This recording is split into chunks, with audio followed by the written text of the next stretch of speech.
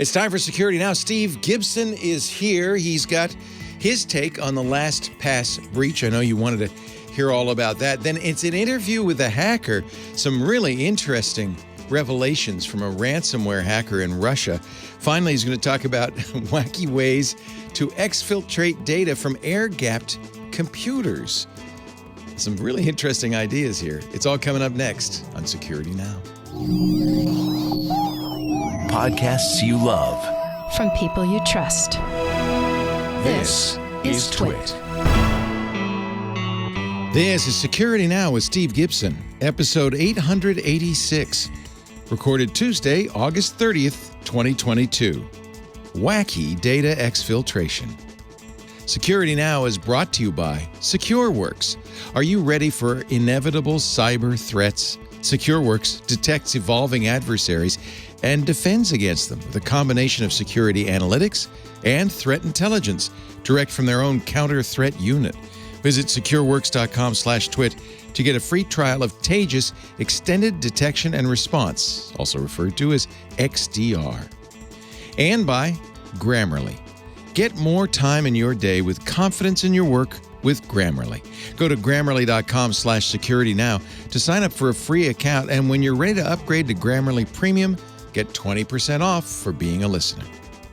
It's time for Security Now, the show where we cover the latest security news with the man, the myth, the legend, Steve Gibson. Hi, Steve. Yo, Leo. Great to be with you again for this last podcast of August. Where has the year gone? Where has it gone? Yeah. Yeah, actually, Lori and I we have an anniversary of our first date coming up here. It's 5 years. What? It's like 5 years. That's great. Where did that time go? Do you give? Are there gifts for the first date? Thank God, no. She's so sane. She's like, oh. You don't have to worry about that. No, the reason we're married is that she's completely like not that way. Low maintenance. You know, we call it. I have to tell her that it's Valentine's Day. She says, "What? Oh, okay. Do you care? No. Okay, good. Okay. No. What's on TV? So, what are you guys watching these days? Well, we're really liking The Old Man. Isn't that good? But yeah. Well, I won't say anything. After you finish it, let me talk to me because it starts so well. I totally agree. And I think I just hit the rough spot you're talking about. And it's like, wait a minute. This is not what I wanted to have happen. Bingo. Yes, I loved the way it was progressing. And then, then Zoe does her. Yes, Zoe. Does exactly when that happens. And it's like, this is like went off the rails, unfortunately. Around about episode 4. It's too bad that's because exactly right, and it was Roman numeral 4. Yeah. And episode IV in the apartment, and it's like, oh, crap, I feel bad because I've recommended this to so many people, but I recommended it after the first 3 episodes. Yes, and the reveal that we got, that surprise. Oh goodness, Yeah. About his daughter. Yeah. And, that's a good twist. Yeah. And Lithgow is still in fine form after all these. Yeah. Oh, my goodness. Yeah. So, yeah, anyway. Great cast all around, actually. Watching that, I think the next one is I can't think of what the name is now. It's not the timeline. It's the something. Not the time traveler's wife, I'm sure. Not watch that. Although Lori might like it because the star is naked a lot and he's very hunky. It's so funny because you can see the TV. You can see the TV executives going, "Can he be naked?" Yeah, he can. Yeah. You know what I've been watching, and it's an old show that I discovered lately on Amazon Prime. It's called Patriot, and I think you guys would love it. Oh. So make a note of that. However, you were saying just briefly, and we should put it into the recording now, yes. since you hit the record button already. Yes. You started reading. Thank you. You started reading The Singularity Trap. I did. You were right. This is the book that last week Steve almost didn't do the show because he had like 4 pages left and he just couldn't put it down. So I thought, well, that's pretty good. And it's by Dennis E. Hamilton, who did the incredible Bobaverse. Dennis Taylor. I'm sorry. Incredible Bobaverse saga. And it is definitely that style. Same reader, Ray Porter. Yep. And I'm quite enjoying it. Yeah, and it's got pick. wit and it's written smart. It's smartly written and yeah. Yep. I agree. Okay, so we're going to talk about Wacky Data Exfiltration, brought to us by those amazing engineering students at the Ben-Gurion University of the Negev, which never fails to entertain. But first, we have to discuss, because boy, did my Twitter DM feed go overboard with the implications of last week's LastPass Breached disclosure. We then look at some recent saber rattling by the U.S.'s Federal Trade Commission and Federal Communications Commission over the disclosure of presumably private location data, which turns out not to be such. I want to share some pieces of a fascinating conversation with a Russian ransomware operator, which gains us some insight into the way he conducts attacks and the way he views the world, which is just a little jarring for me.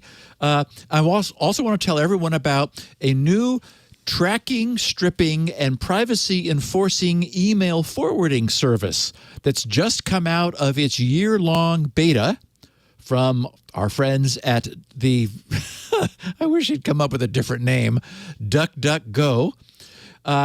We also have another big and widespread IoT update mess to share.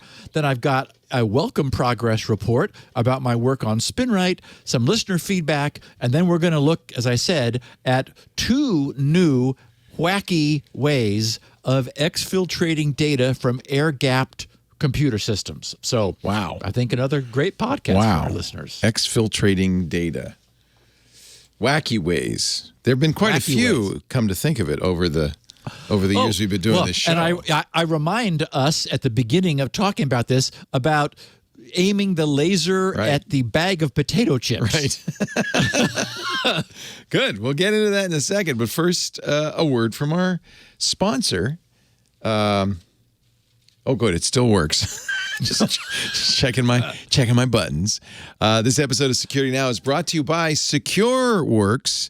SecureWorks is a leader in cybersecurity, building solutions for security experts by security experts. SecureWorks offers superior threat detection and rapid incident response, all while making sure that customers are never locked into a single vendor. SecureWorks offers an open, extended detection and response platform. It's called Taegis XDR. Why? Do you really have to ask if you're a listener? In 2022, cybercrime will cost the world, get this, $7 trillion. That's this year. By 2025, the figure will grow to $10.5 trillion with a T. In 2021, last year, ransomware totaled $20 billion in damages. Attacks occurred every 11 seconds. By 2031, ransomware is projected to cost $265 billion a year and strike every 2 seconds. And I think that's actually low. I think that's an optimistic estimate.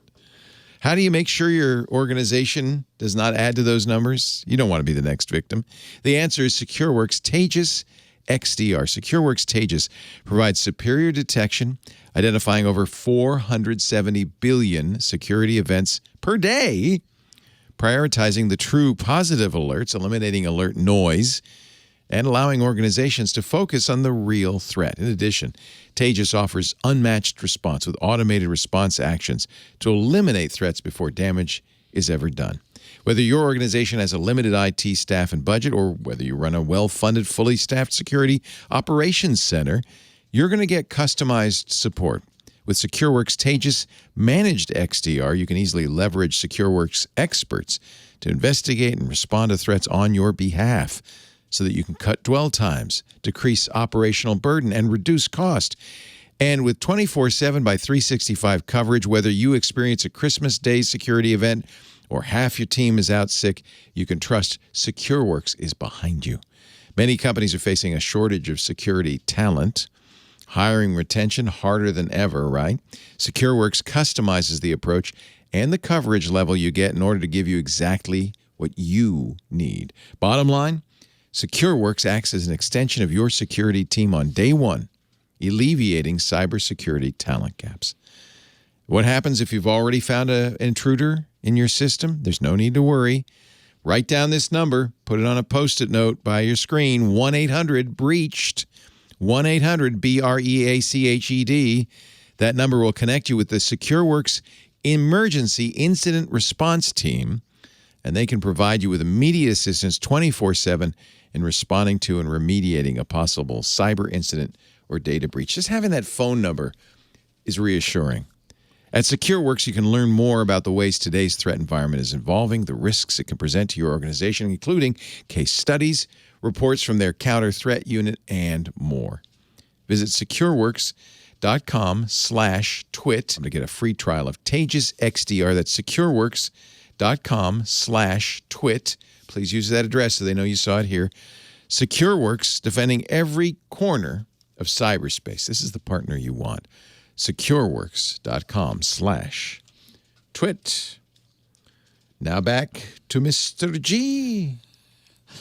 Okay, so this picture of the week was tweeted to me. Yes. And it was so cool that, and I apologize for wondering if it was authentic or not. So I went back to the source, to the original tweet from the U.S. Army Chief of Cyber, who tweets from @ArmyChiefCyber, CYBER.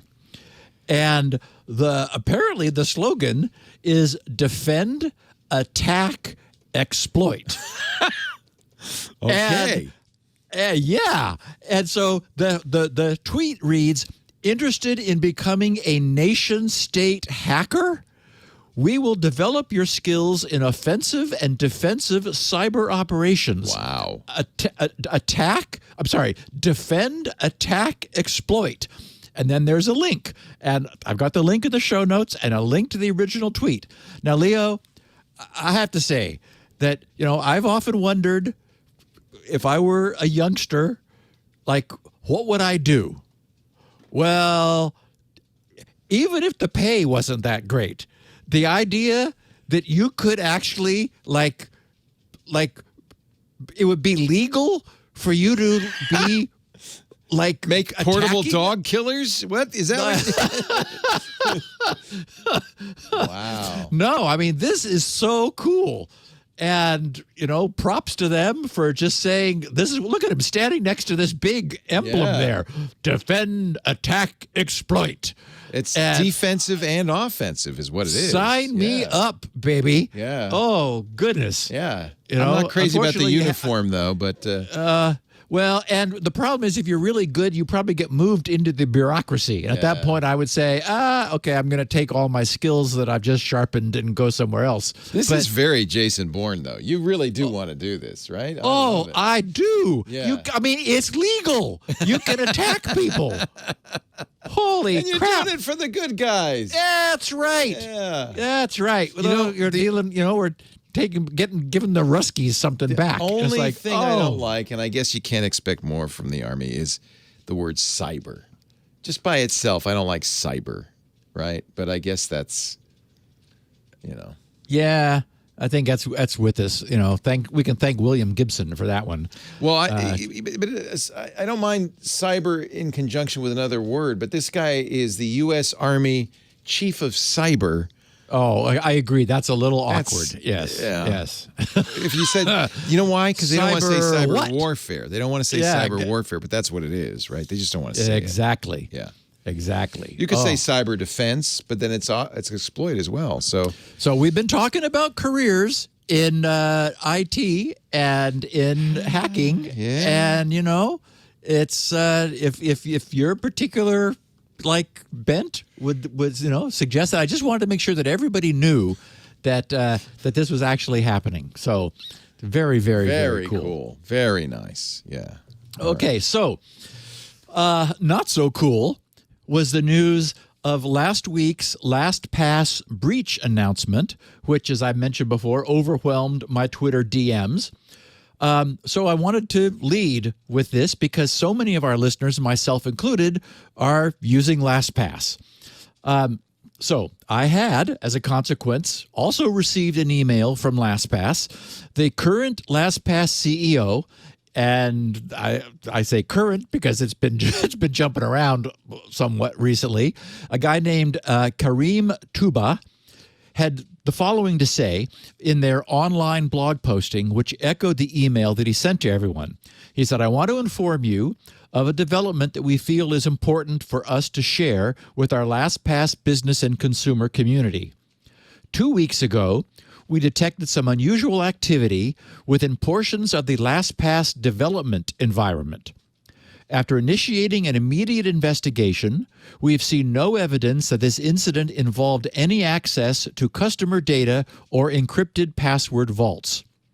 We've determined that an unauthorized party gained access to portions of the LastPass development environment through a single compromised developer account and took portions of source code and some proprietary LastPass technical information. In response to the incident, we've deployed containment and mitigation measures and engaged a leading cybersecurity and forensics firm.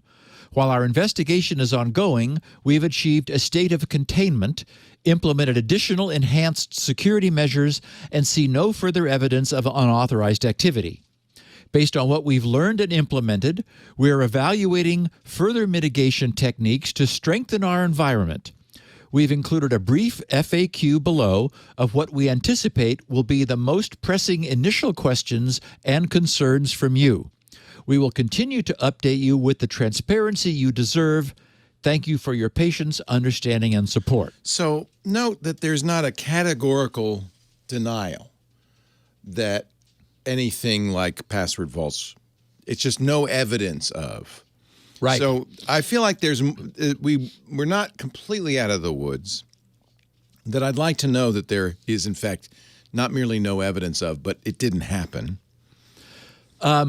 Okay. I'm Yes. curious what you think about that. The other thing is, I think this is part of the Twilio breach, that this is a follow-on on the Twilio hack, which turned out to really be problematic. It was pretty deep. Because yes. so many people use Twilio for authentication and other texting. And So of course, we have the problem of proving a negative. So, lack of evidence isn't True. evidence of lack and so forth. Right. Okay, so the short version of the FAQ, I'm not bothering to share it all, but it was basically that they believe there is to be zero impact upon LastPass users. No need to change passwords, do anything, or take any action of any kind.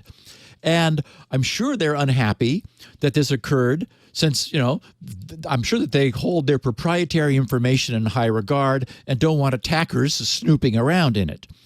But we've always known, since I first checked out the technology that Joe Segrist originally designed, is that so long as the LastPass code that runs our local browser vault is not itself compromised, and that's the key. I mean, that's the golden goose. There is the script in our browser that knows how to decrypt the local copy of the vault.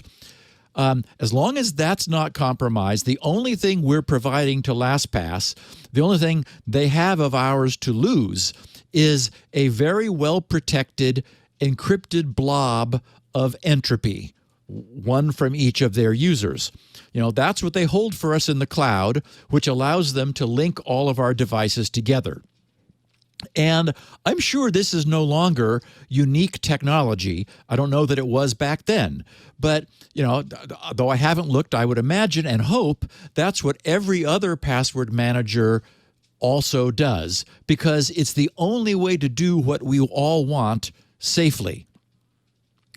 We know that LastPass uses a strong many-iteration PBKDF, a password-based key derivation function, which runs in our local browser to encrypt all of our password data before it ever leaves our local machine.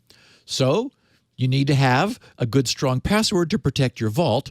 If you have that, you're as safe as you could be. And presumably, adding any of their other security measures, such as multi-factor authentication, hardware dongles, etc., only strengthens things from there. But this leaves us with the question. With LastPass having admitted to having one of their developer accounts breached, should we change password managers? I was asked that directly by many of our listeners, and it's a worthwhile question. Lacking any additional information, and no additional information is available at this point, I think that's an emotional decision rather than a rational decision, which is not to discount it. I mean, you could argue that the human race is here because of the result of emotional decisions. Oh, you could argue that trust no one is an emotional decision too, I guess, right? Yes.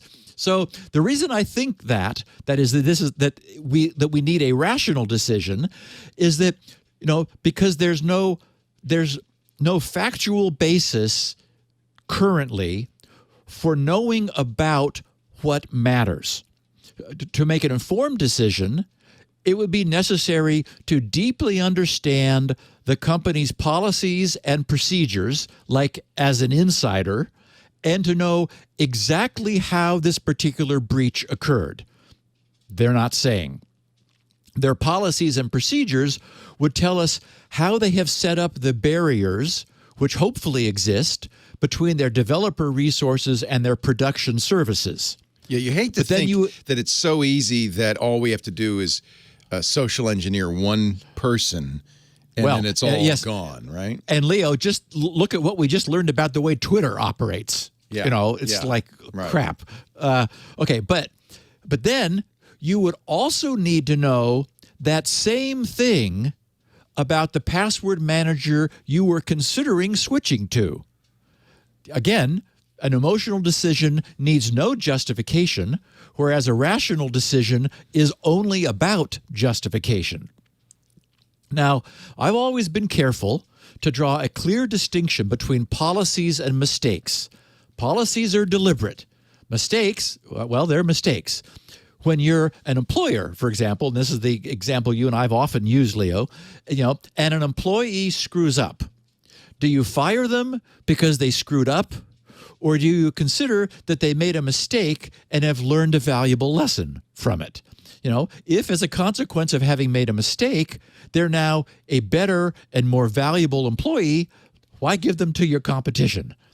So, unfortunately, we don't know enough about the inner workings of LastPass to make an informed decision about switching.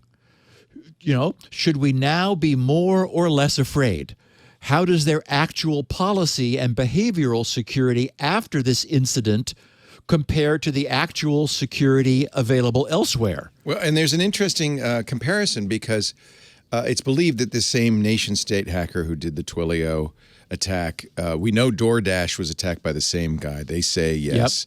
Yep. But Okta, Signal, and LastPass all breached roughly the same time using similar social engineering attacks. So, the one who wasn't, but was attacked was Cloudflare.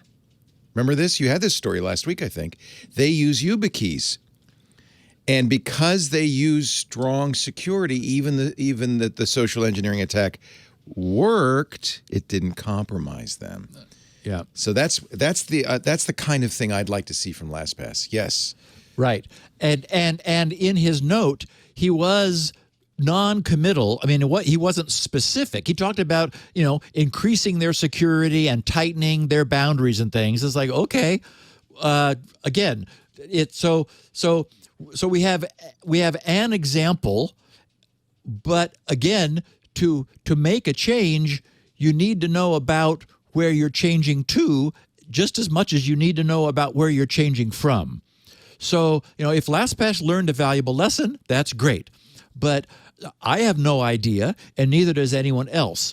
Their track record is all we really have to go on, and it's been good so far because the security architecture is good, and it's the security architecture that I'm relying upon.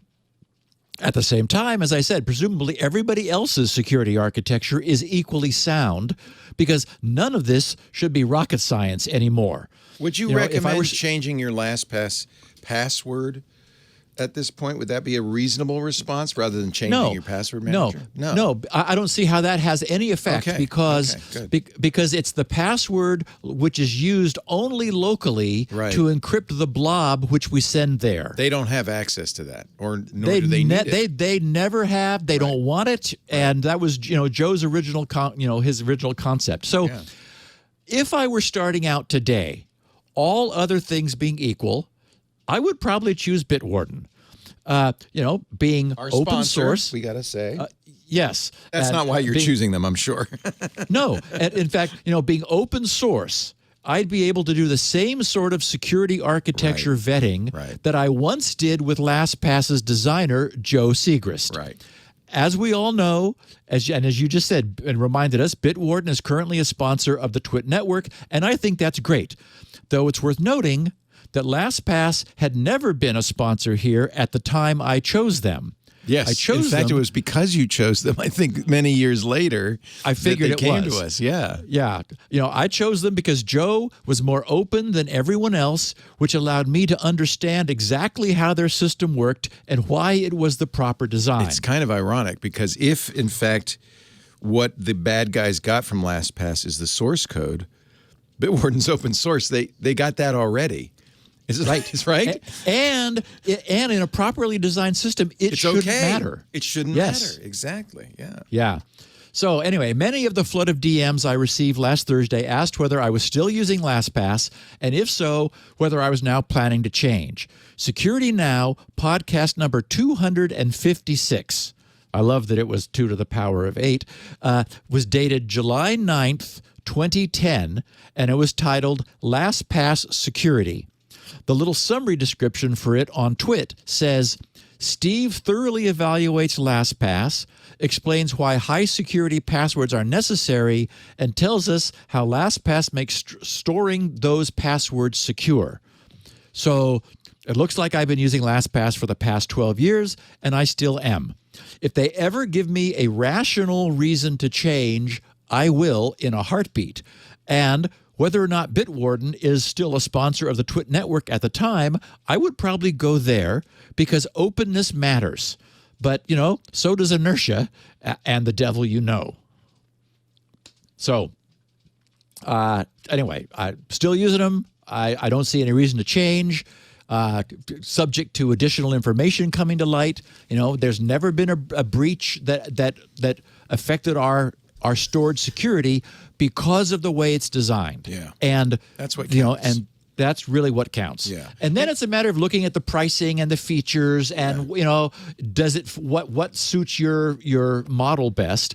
I just never have a problem with it. So it's it's not irritating me. And I have a very soft spot in my heart for LastPass, not only because of your support, and I used them for many, many years, but when they became the studio sponsor a few years ago, they kept us on the air through COVID.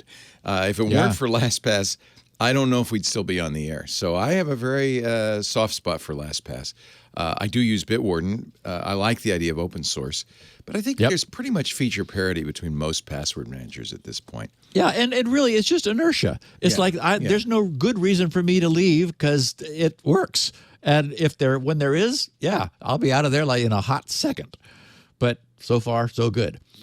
Okay.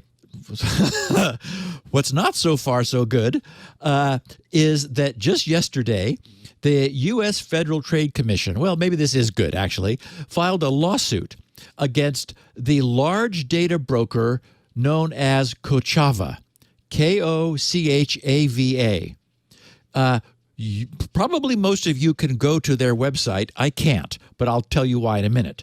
The lawsuit's complaint, that is the Federal Trade Commission, U.S. Federal Trade Commission's lawsuit complaint, alleges that the company, Kochava, offered for sale the precise geolocation data of hundreds of millions of mobile devices and one wonders where they got it. We'll get to that in a second. Revealing potentially sensitive information and what the agency says amounted to an unfair or deceptive consumer practice. According to the FTC's complaint, as part of its operations, these guys are in Idaho, Kochava collects a wealth of information, unquote, about people and their mobile devices, including by purchasing it from other data brokers and sells customized feeds.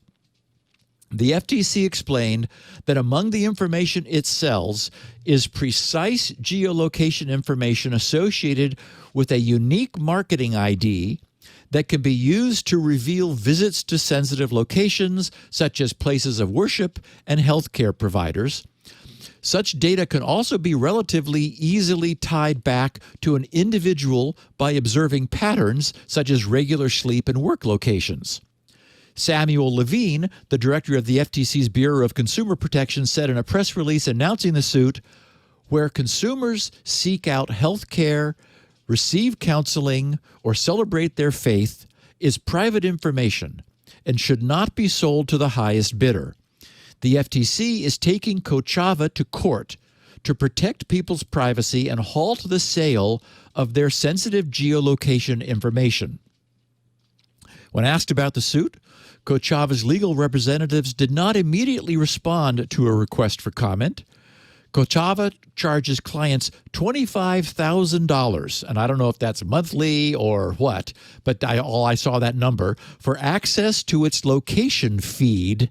Like what? Like, where is so-and-so right now? I don't know. And until recently, offered free samples. Kochava attempted to preempt the action by suing the FTC earlier this month, alleging overreach in proposed complaints the agency shared in July and August. Like, okay, we're this is the way we're getting ready to complain about you. Got any comment? And so they got sued. Shortly before suing the FTC, the company also announced a new capability called Privacy Block, which it said should assuage the agency's concerns by removing health services location data from the Kochava collective marketplace, unquote. So, okay, we know what's behind this, right? This is all being allowed to occur. Well, first of all, the tracking is only being allowed to occur only because it's invisible to the consumer. If tracking was apparent, it would never have grown so out of control. As we know, Apple started requiring their apps on the iOS platform to obtain consumers' explicit permission to track them outside of the app, and the result was a resounding no. So, I'm glad that slimy companies like this Kochava are finally being put under the spotlight. It's annoying that it took the Supreme Court's overturning of their previous decision in Roe to bring this to the forefront, but better late than never. And as I noted before, when I attempted to go to https://www.kochava.com to see what they were bragging about, Chrome told me that the domain was unknown. I got back DNS probe finished NX domain. What? Of course, NX domain is the error for there's no DNS listing for this. What? Then I smiled when I realized that was because I took your suggestion, Leo, last week and decided to experiment with NextDNS. Oh, bravo. As an advertising and tracking blocker. Obviously, those guys already know about Kochava, and they're saying, no. I'm very impressed with what I've seen so far. If I was curious, I could have quickly whitelisted Kochava.com and then gone to their site and poked around, or changed my DNS and then changed back, whatever. You ain't missing anything. I'm just going to tell you. Incidentally, they offer a product to help you improve your Apple search ad performance as well. So they know a lot. They know a lot. Yeah. Wow. Yeah. So this is the world we're in. This is the data broker, and the question is, where are they buying this information? Which brings us to the Federal Communications Commission. Not to be left out, though not that it appears to matter much, the U.S.'s Federal Communications Commission has launched an investigation into mobile carriers' geolocation data practices. Yeah, sure.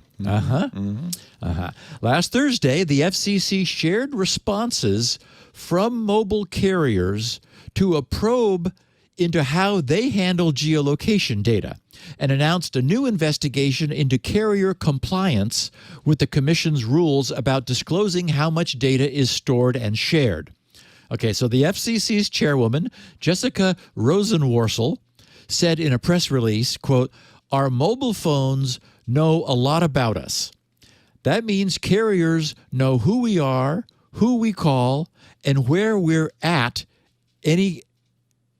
where we are at And where we are moment. at any given moment. Oh, thank goodness. Yes, I was going to say.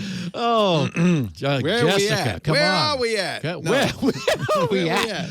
Where we are, thank you, at any given moment. Okay. I couldn't believe that was actually going to be in the official press release. That's why the They must use FCC Grammarly. I'm sure that fixed it up for them. Yeah. That's why the FCC is taking steps to ensure, she says, this data is protected, except they're not. Anyway, good luck with that.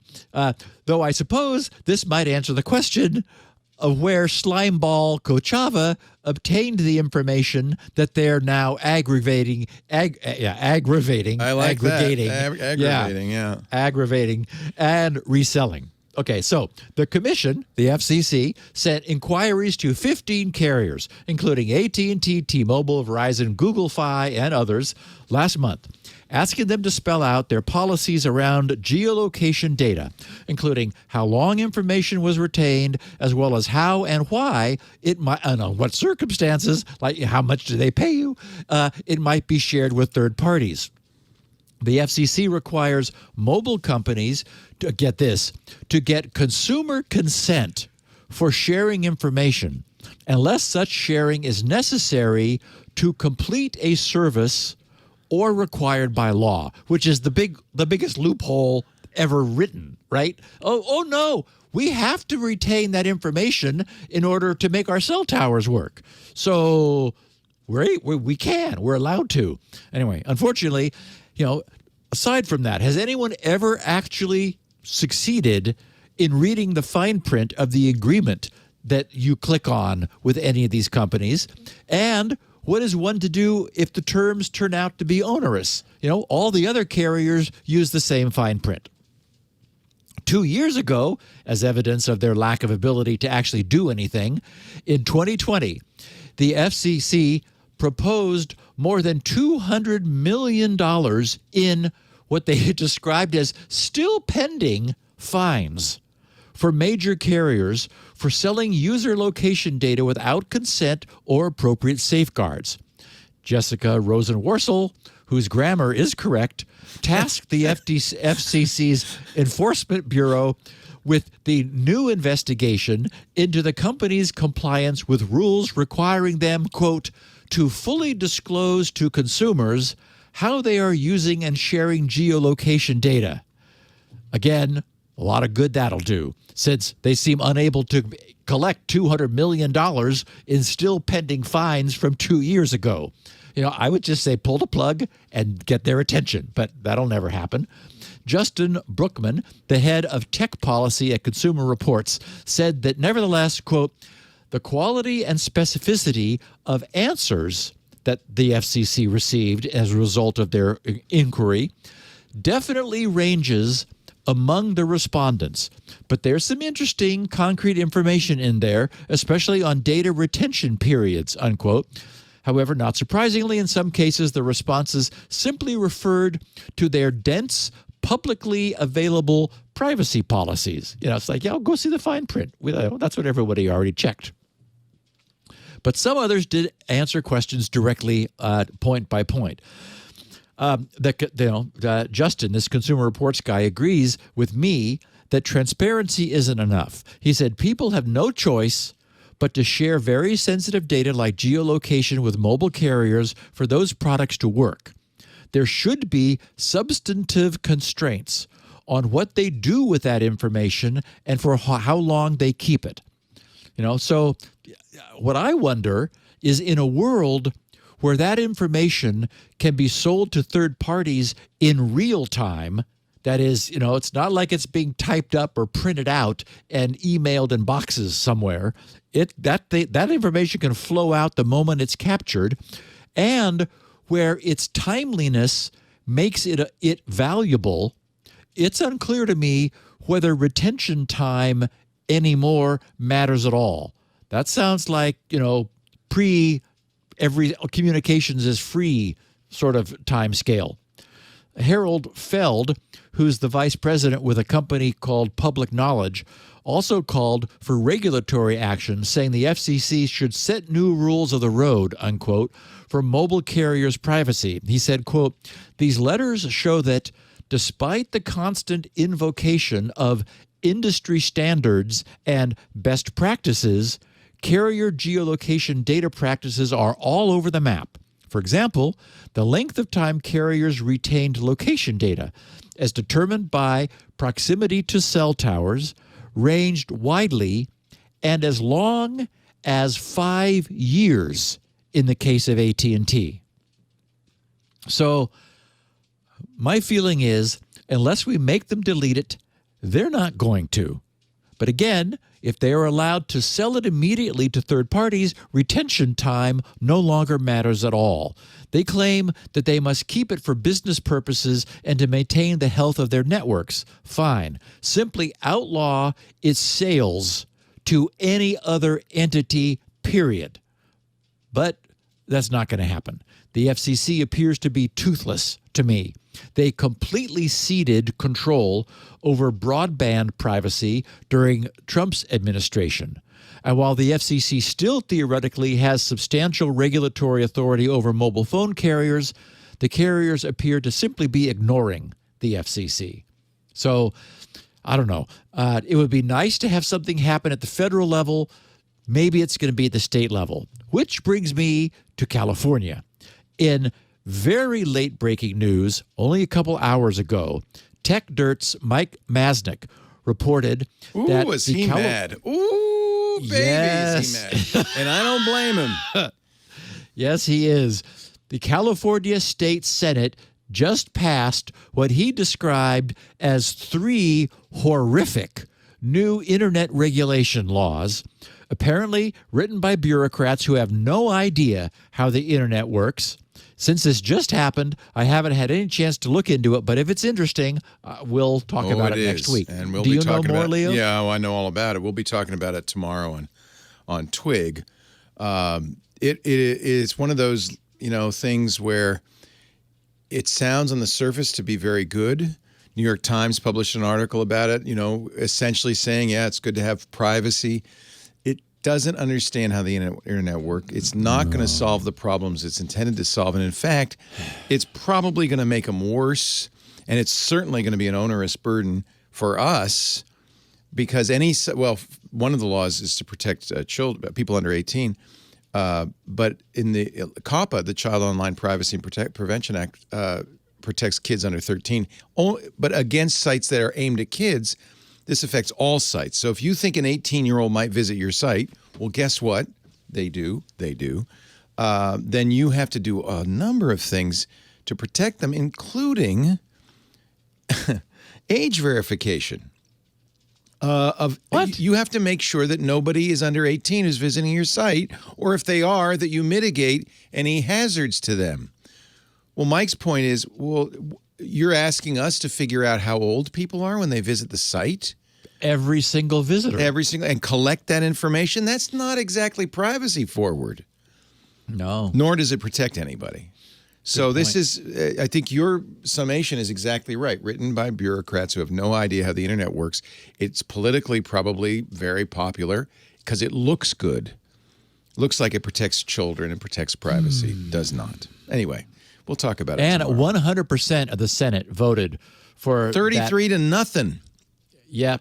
Nobody voted against it in California. Now, the last buttress against this will be the governor. And what Mike's hoping, I think a lot of people are hoping, is that Governor Newsom will hear from people like Mike Masnick and say, oh, yeah. And maybe that he's tech savvy enough to understand, Right. what this means. What people like the New York Times say is, well, the tech giants don't like it because, of course, they want to collect more information about us. But imagine, thing is, Facebook already knows how old you are. Google can easily figure that out. But Security Now, grc.com, TWiT.tv, do we want to start collecting age information about everybody who visits? No, and in fact, when I set up GRC's forums, I explicitly removed that from the sign-up sheet and from any criteria because I didn't want to ask for it. I don't want to know. I don't care. The legislature's response to Mike is, well, we don't the AG, the California Attorney General, gets to decide who's prosecuted. He's not going to look at TWiT and say, oh, yeah, this is a hazard to 18-year-olds. But Mike's point is, well, great. So now you give the AG a tool that if he doesn't like somebody, he can attack them. That seems on the like basis that they're not collecting visitor age information. Right. Yeah, we'll just add that to the cookie banner, Leo. We'll just add another field. Just like that. By the way, what year were you born? All of a sudden, if you start collecting age information, now a whole range of GDPR regulations apply to you because you are collecting personally identifiable information. Right? So it opens you up to this whole can of worms. Anyway, don't get me started. I agree with Lori's Mike. been talking about New Zealand. Yeah, lately. Sounds better and better. And by the way, no internet presence. Just stay off the internet. It's a bad idea. Okay, let's take a break. All right. And then we're going to talk about, I'm going to share some pieces of a conversation with a ransomware hacker or attacker that I think everyone's going to find very interesting. Very interesting. Well, this is actually something that Jessica Rosenworcel and all the folks at FCC might want to use. Come to think of it, maybe they do use it, and that's why she says, she doesn't say, we know where you're at. Where were they at? I'm talking about Grammarly. We love Grammarly. We all use it here at TWiT. As your fall schedule starts to fill up with obligations, more emails in the inbox, you start to think anything to save some time would be a big help. Grammarly is a very important tool for anybody who writes. And I don't mean writes novels. I mean, even if you send emails, because it's all about making your communications clear and concise and accurate.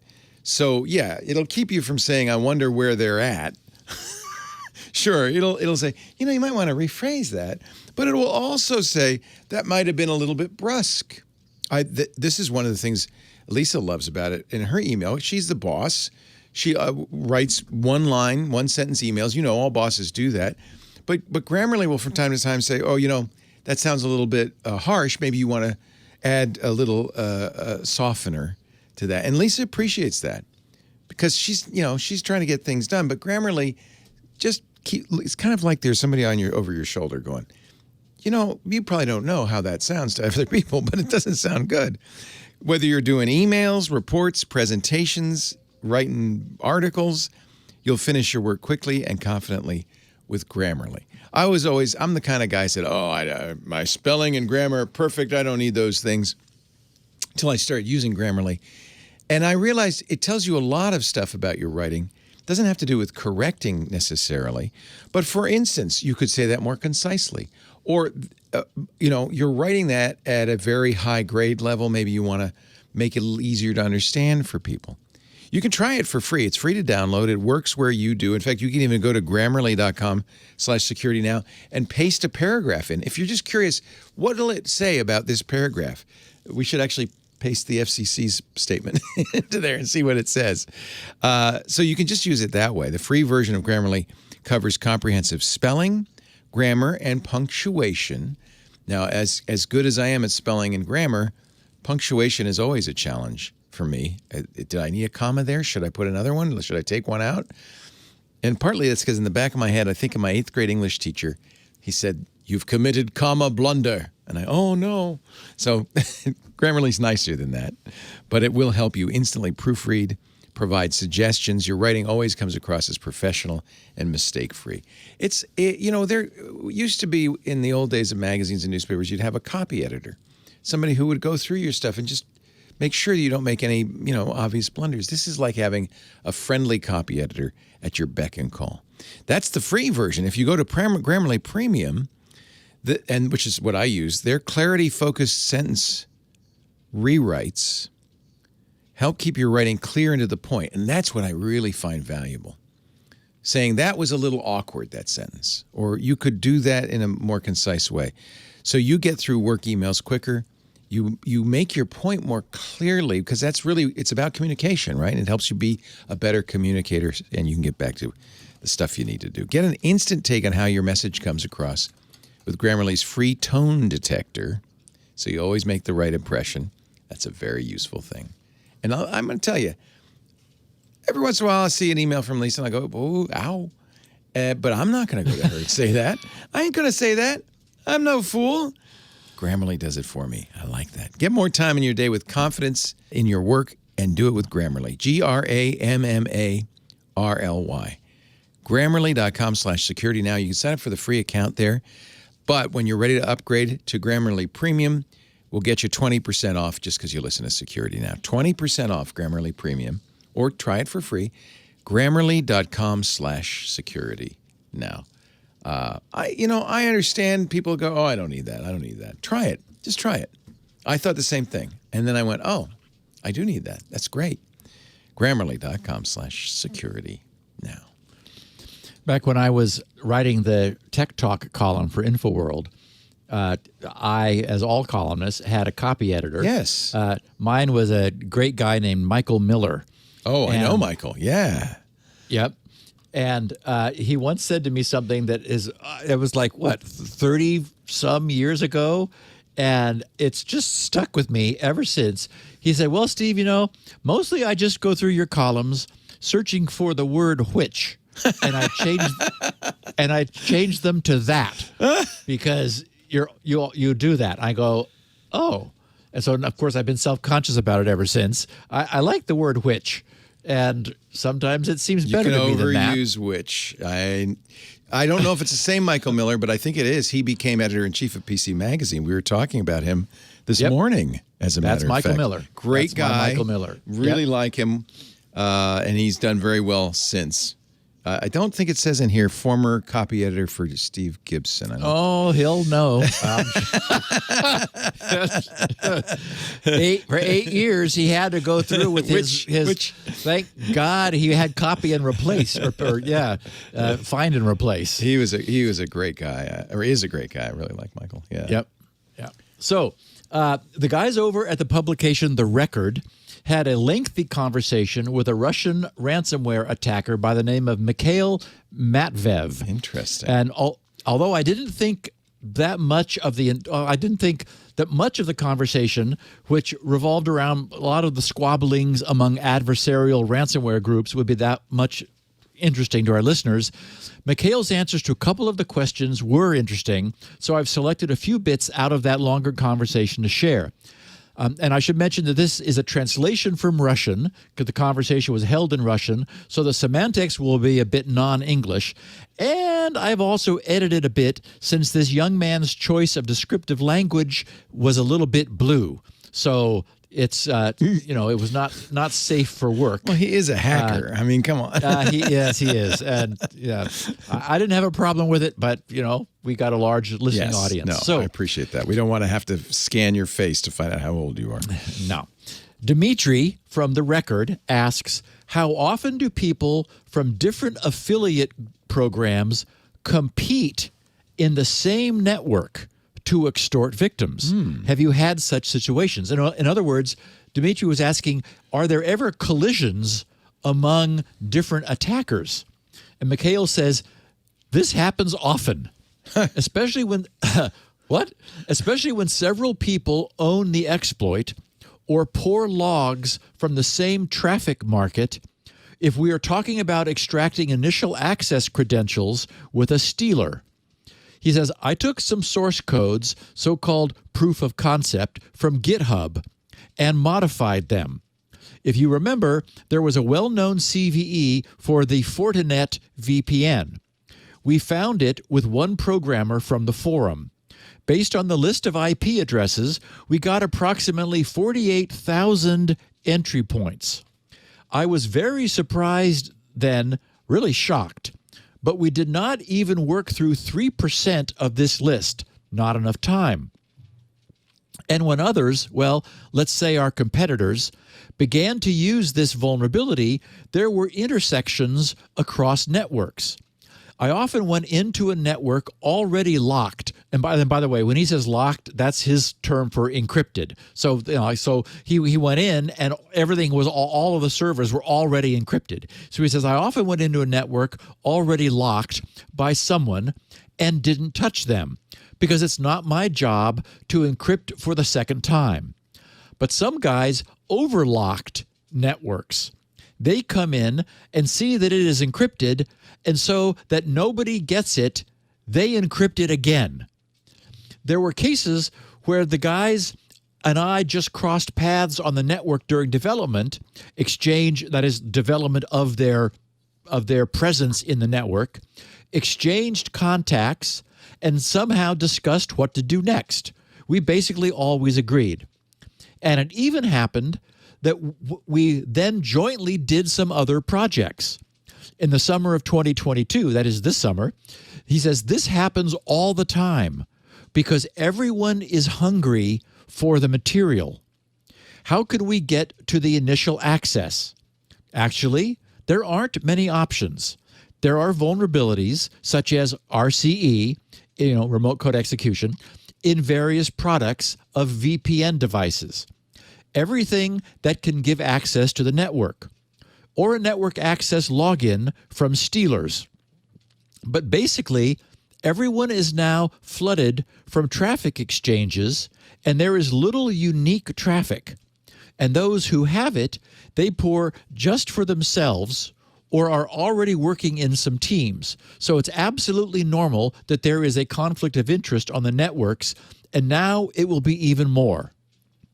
Okay, so I thought Mikhail's comments that they were only able to exploit 3% of the list of 48,000 Fortinet VPNs because there's not enough time.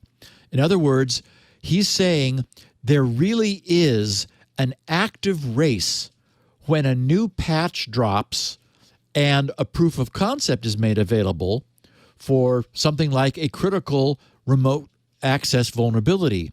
So, these cretins are actively watching everything, waiting for the first glimmer of a newly discovered problem.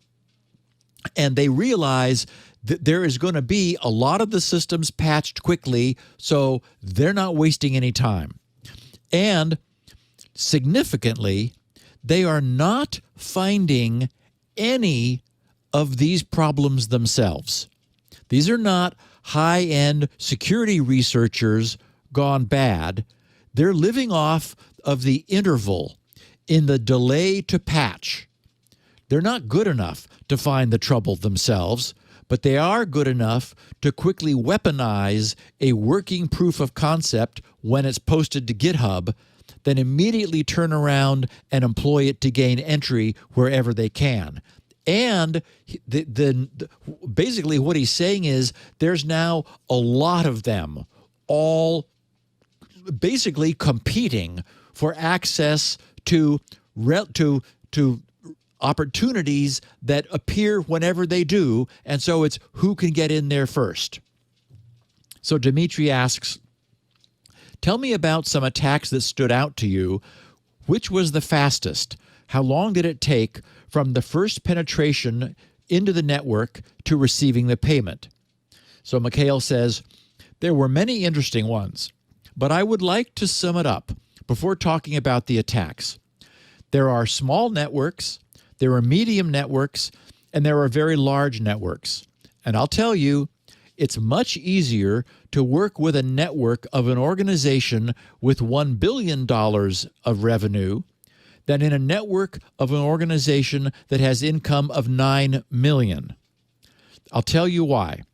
There are many more computers that are easier to hide on and easier to navigate than in a small network where you are limited.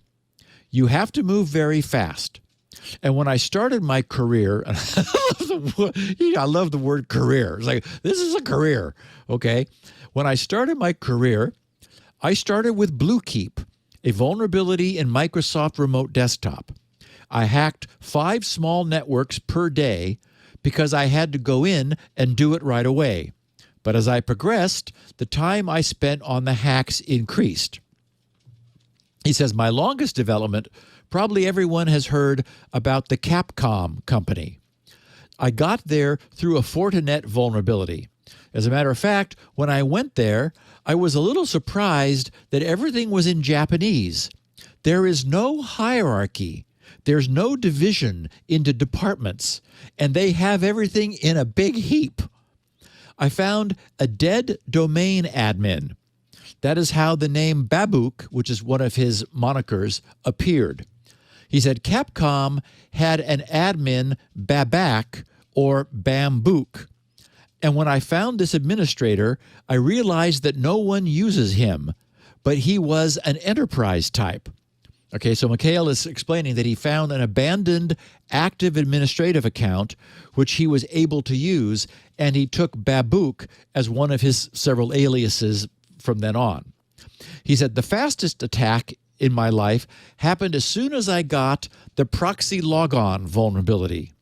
At that time, I had a programmer on a grant who was finalizing the exploit. One of the interesting networks was a logistics company in the Netherlands, large warehouse, very large warehouse. I got in and immediately obtained the domain admin tokens. These guys weren't very secure conscious and didn't worry about anything.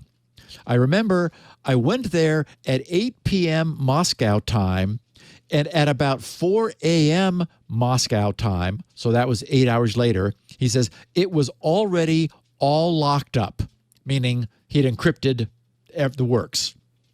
He said from 6 a.m., the administrator wrote to us in a panic, to which I told him, bro, wait for the supervisor.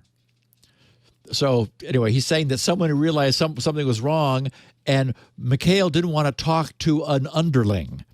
So he said, looking around the network, everything seems to be simple and clear. They have an administrator's domain for us. The password was the same for everything. Oh, boy. On hypervisors, on a backup server in the work group, everything. After analyzing the network, I found a WIM, Windows backup system. I could get all the passwords from it, right? Because it's an offline backup. He says, and thereby got all the backups, although their backups were so bad. He said, they just backed up to the NAS. He says, I went to the NAS and formatted it. Went to ESXi, encrypted, and then after about an hour, he wrote to us. So he says, the admin wrote right at midnight. He said, I would like to resolve the issue. I said that the issue could not be resolved because he was not a boss. In the morning, this is Mikhail, in the morning, I had to fly to another city. I remember sitting at the airport. The company writes to me, $2 million, transferring $2 million. He said, I have never had such an amount in my wallet. Wow. I get on the plane realizing that I have a laptop with $2 million. He says, well, I gave them decryptors. And when I arrived, I opened the chat. He says, damn it, something is not right there. They just yell, you destroyed VMDK. He says, of course, that's the file format, right, for ESXi virtual machines. He says, so they're screaming at him, you destroyed VMDK. He said, I tried to figure it out and asked for VMDK samples, but the VMDK files are 0 kbytes. Ooh, that's not good. So he writes, everything is screwed. I am writing to this developer who created the exploit for me. How could this happen? He says, well, I don't know. He said, something broke. Nice. These are quality people we're talking here, I'll tell you. And he says, and they asked to return the money. Well, he said, we had no choice but to block them. Great. So he said, we scammed them for this money. I still blame myself for this. It was the fastest and most solvent attack I've ever done. Besides the fact this guy is an absolute scumbucket, the thing that really strikes me is how invulnerable he feels. He's confessing to at least 2 major crimes, Capcom and this Dutch warehouse, with absolute impunity. The Russians don't care. Yeah, and he says something in a minute that I just okay, so Dimitri says, how do you see the ransomware industry in 3 years? Will ransomware remain the best monetization model for cyber criminals, or will they move on to something else? Mikhail says, it's like how karting used to be popular, and there was a lot of money in it, but now it's dead. And ransomware will soon die. Not in 3 years, he says, but sooner. He says, and I disagree with that, but we'll see. He says, literally, everything, now this is interesting, literally, everything has changed over the last 6 months. And remember where he is. He's in Russia. He says, since the beginning of the special operation in Ukraine, almost everyone has refused to pay. Oh, good. Good. He says, I often encountered people who wrote to me in the chat, you are a Russian occupier. Be content with $10,000 and we won't give you more. At least take that. So he says, return on investment has completely fallen in the last 6 months. Oh, boo-hoo. What investment. Jeez. I know. Return on investment has completely fallen in the last 6 months. He says, it became difficult to work in general. Poor baby. He says, if it dies, meaning ransomware, it dies. You need to come up with something new. But ransomware is worse than heroin. I haven't tried heroin, but I've seen people who are on it. And I'll tell you this, ransomware is worse than drug addiction. There is so much money anywhere. There is no such money anywhere as there is in ransomware. I know. I even compared it to drug dealers from Hydra, the world's largest darknet marketplace, which was shut down this year. They earn less than we do. Okay, so he's calling this earning money. He says, and he finishes, but at the moment, ransomware remains the leader in monetization. There are no other schemes on the internet that would carry more monetization, or I don't know about them yet. So, as I read that, I'm struck by how casual Mikhail is about being a criminal. There's an utter lack of morality. He did appear to feel badly that his decryptor didn't reverse the encryption of the large warehouse's VMDK files, so he got 2 million without returning their data. Yeah, he feels bad. Yeah, well, and he had to block them because they were screaming at him. So, but what seems to be utterly absent is the idea that extortion itself is wrong. Right. He talks about it as a career, like it's a legitimate profession that he's in, like his parents would be proud. As though if you have leverage over someone, using that leverage for your own personal gain at their loss is acceptable. Horrible. So anyway, I thought that everyone would find this interesting. These guys are not geniuses. They're computer savvy. They use other people's tools to force those abroad, meaning as not in Russia, to give them money. Yeah, they're like criminals anywhere. They have zero moral compass, and I'm sure justify it in their mind. And, it's horrible. Yeah. So, and I just don't cover the continuing ransomware problems. But I mean, it is because I know our listeners are like, yeah. But I mean, I skip over story after story after story. Same with breaches. I don't even bother about talking about breaches anymore. It's nonstop. Yeah. So a bit of good news. The privacy-centric DuckDuckGo has had what it calls an email protection service in beta since July of last year, so more than a year, but they've just opened it to the public. It looks like a very useful and completely free service. So our listeners might want to jump over and grab their name or their favorite handle quickly before it's taken. So I'll explain how to do that first, then I'll tell you why this seems like such a nifty service. To register, go in a web browser to duckduckgo.com/email. If you don't, and you probably won't, currently have their browser extension installed, you'll need to do that first. You can remove it later since it's not required to use the service once it's set up, although you do need it to manage the service, and there's some cool management stuff I'll explain in a second. So you'll be asked to provide a username, which has not yet been taken, and it will become sort of your base or default @duck.com email address. So whatever name or handle you choose @duck.com will be your default email address. You also provide an email address which will receive cleaned and formatted and forwarded email. Okay. Oh, and so after you install the browser extension, go back to duckduckgo.com/email. Now it'll say, and then you'll be able to set up your account. So what does all that get you? Their email protection is DuckDuckGo's dedicated email forwarding system, which strips advertising and profiling trackers from email.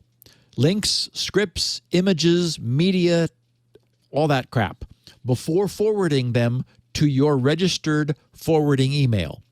When you receive the forwarded email, you'll also see a short report, which has been added to it, of how many trackers were removed, which companies were responsible for their injection into your email, and more. DuckDuckGo says that after a year of running the beta program, 85% of all emails on their beta testers' communications contain trackers of one form or another. So at that point, anything sent to your username @duck.com will be forwarded after being cleaned and reformatted.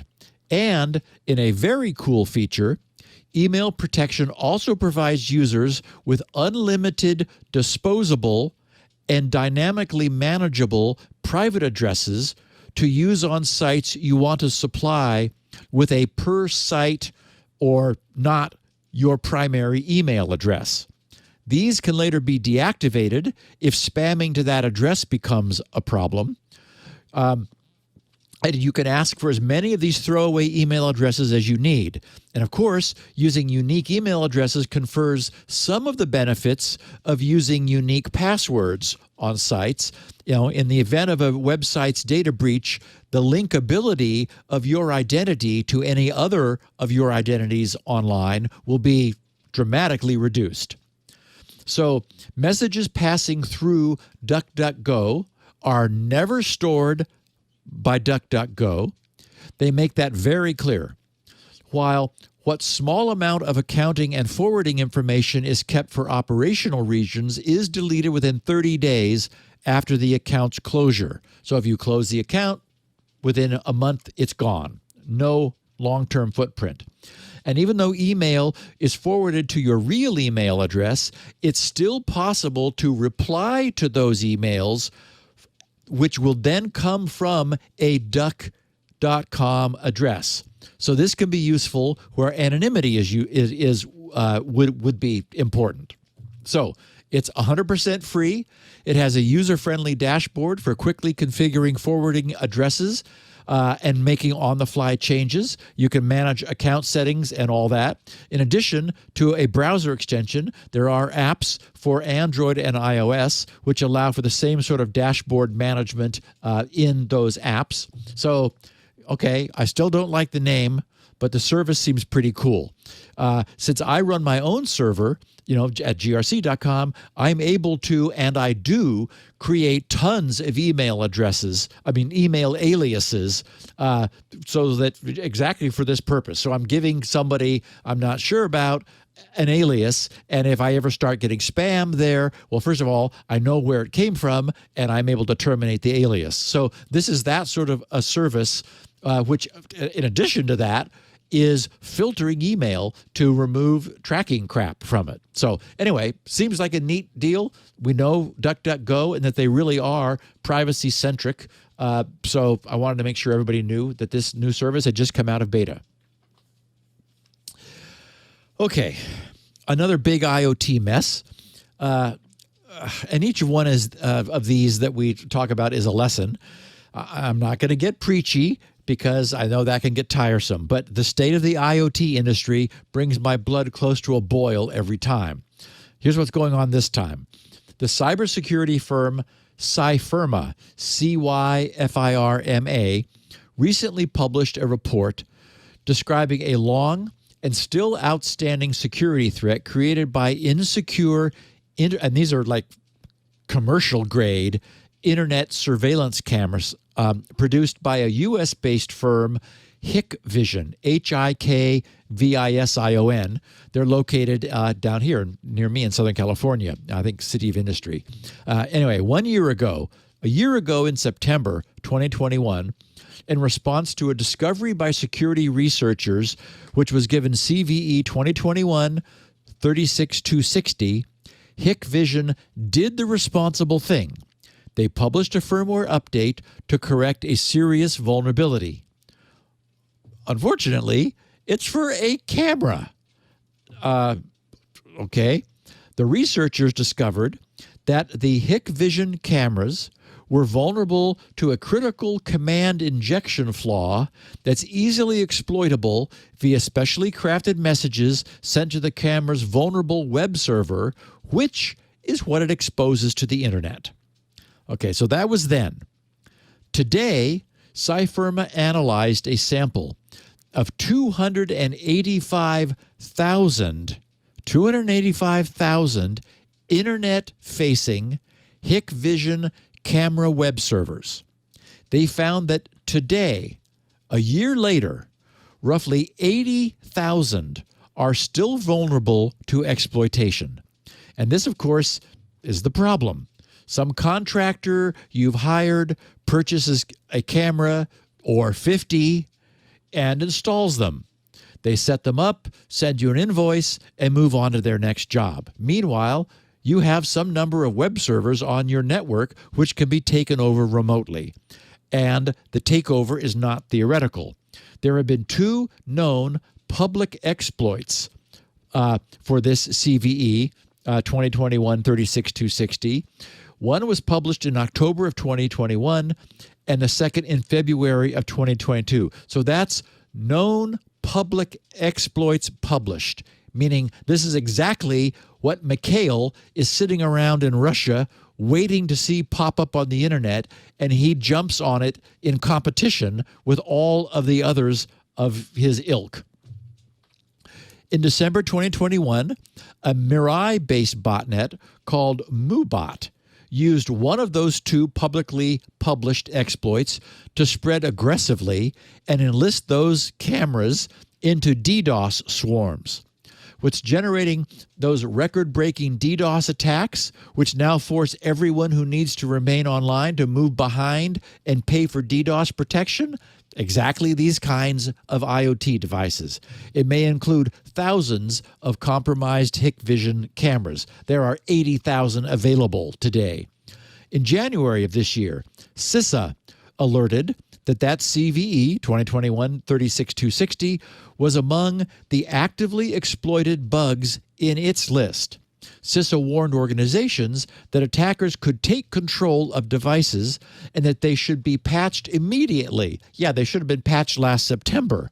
How'd that work out? As I noted, those 80,000 still vulnerable surveillance cameras were just recently enumerated.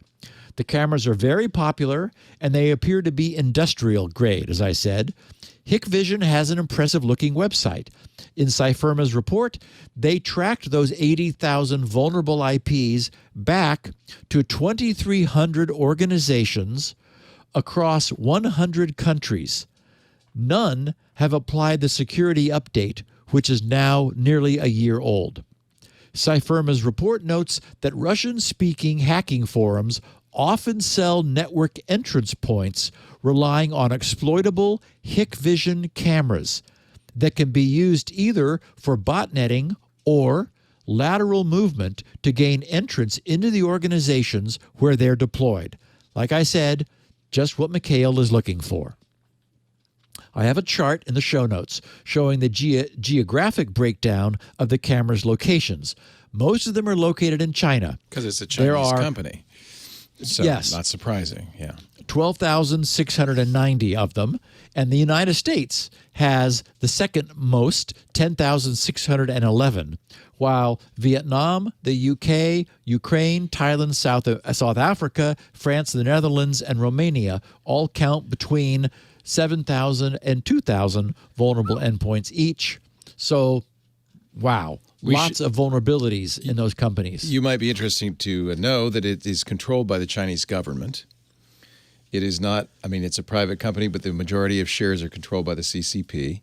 And it is used in many police surveillance systems all over the world. I was wondering about that too, because, you know, we don't even talk about if you compromise that, obviously you can see whatever those cameras are seeing. That's the least of it though, right? Yeah. Yeah. Leading the future of AIoT, they say, they proclaim. I know. God. Yeah. So the credential lists for those cameras pop up in hacking forums often.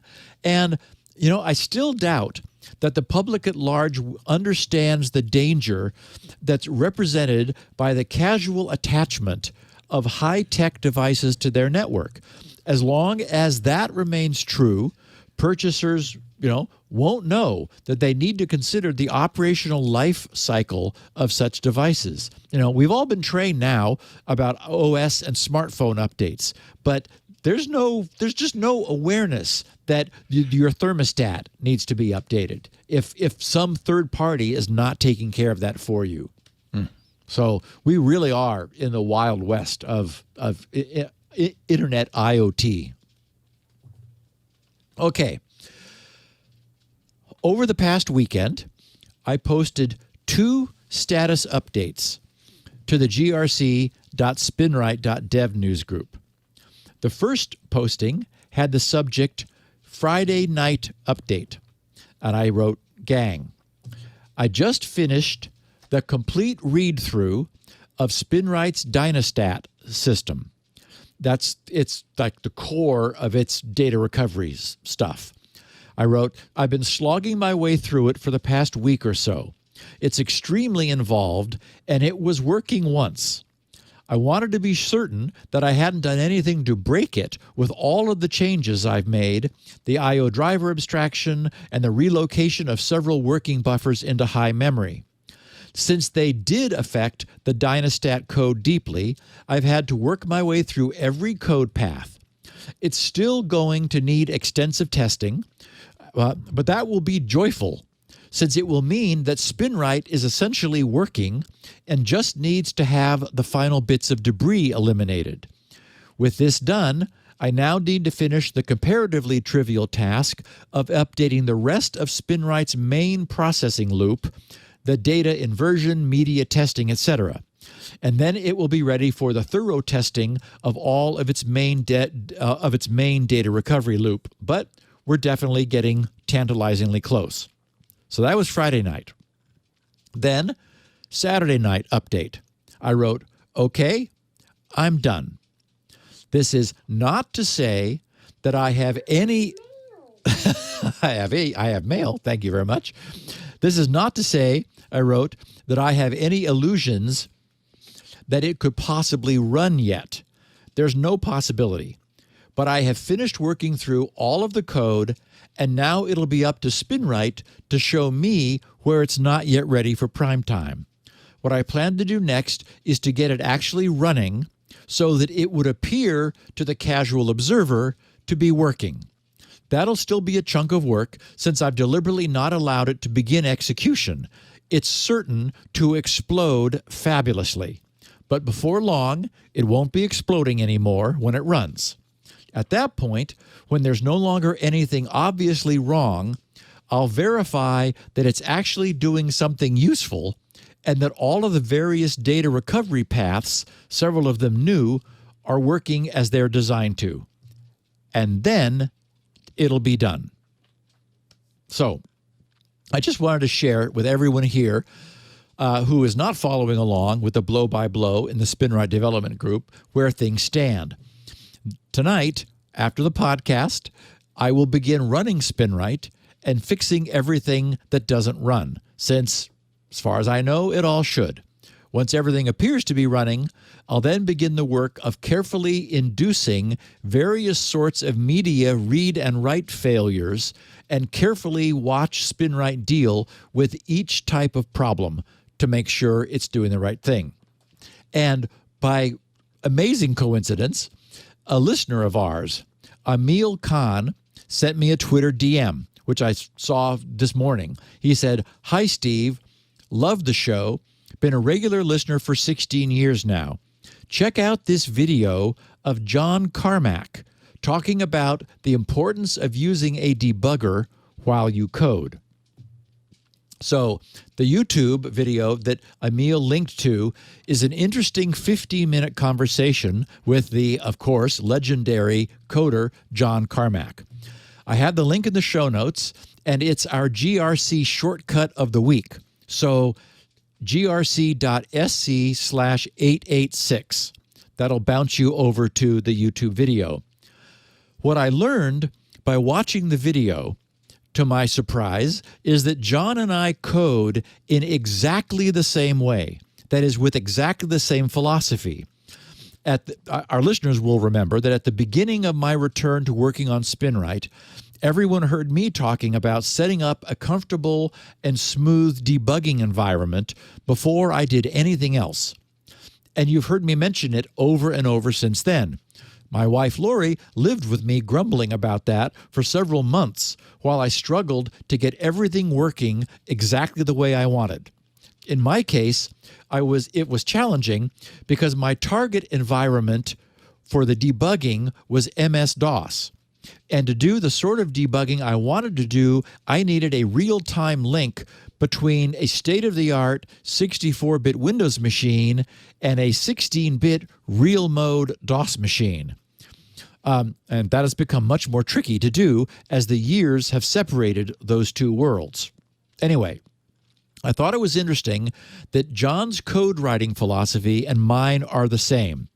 Rather than trying to guess what's going on, rather than attempting to debug in our heads, we both immediately go to the debugger to watch the code execute step by step. As I have often noted here, something about the programmer's ego prevents us from seeing what the code actually does. We see what we want it and expect it to do, right up until the debugger slams our face into the reality.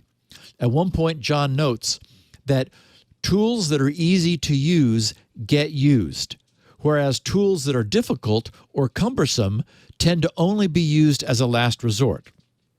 He and I have apparently both learned the lesson that having a comfortable and easy-to-use debugging environment is the way to get the best possible code written. So thank you, Emil, for sharing the link to that conversation. And for any of our listeners who are interested, grc.sc/886. Okay, and a couple more little bits of closing the loop. Vlad Virasek, he tweeted, "Hi, Steve. I have an update on this. It was on an update from last week. He said, I pressed Cybereason to clarify whether the escalation of privileges would have been successful if the users were not part of the local administrator group, and they confirmed it." And then he sent me a LinkedIn link to their dialogue. And he said, might be good to mention on Next Security Now, even Microsoft is saying that removing admin privileges makes over 90% of attacks ineffective.